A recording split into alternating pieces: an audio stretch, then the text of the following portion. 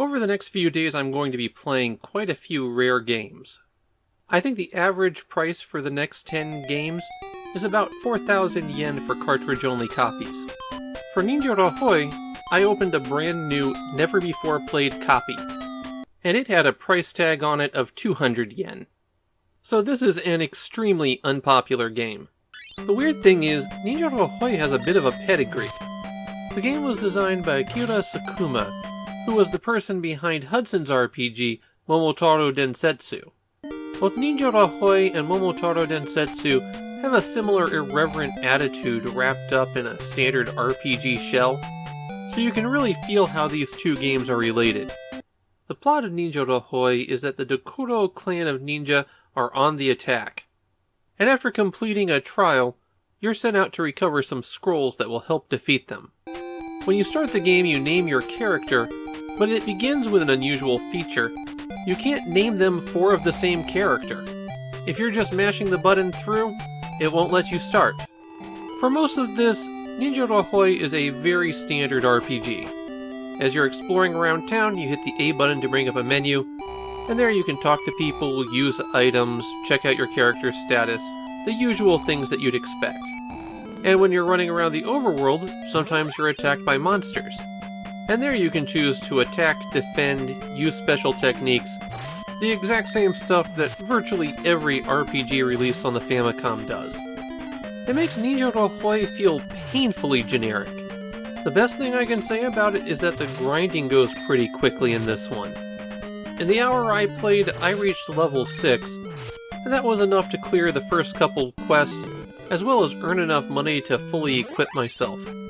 But the jump in monster strength between areas is pretty significant, and anytime you cross a new threshold, you're going to have to stop and grind for a while. Now, while the game does feel generic in a lot of moment-to-moment stuff, there are a lot of touches that spin it off into a different direction.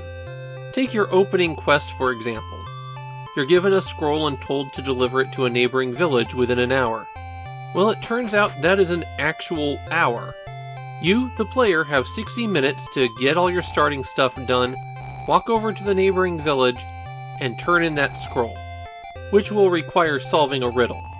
Since the neighboring town is right there, you really don't have much of a chance of bumping into that 60-minute time limit, but it's there and it affects what rewards you get.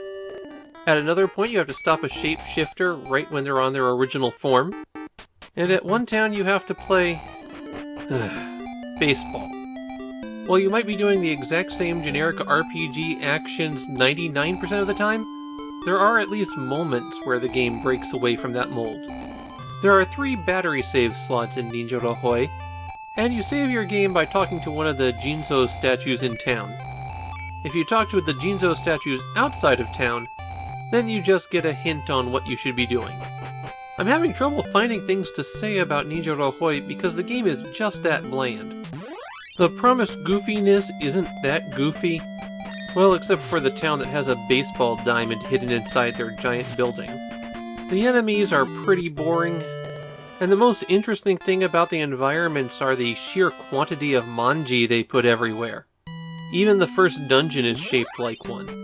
The back of the box even declares it to be the Super B-Rank RPG, and it is definitely second tier. In Japan, well, I found a lot of people blogging about the game, but nobody really enthusiastic about it. People remembered it as a big RPG on the shelf at the time, but nobody seemed to really like it that much. Given my format, it's always hard to judge RPGs, but I just did not see anything in Ninjara Hoi to make me go, yes, this is something I would want to explore more deeply. There's a dozen other RPGs that you could pick up, and you really wouldn't be able to tell the difference.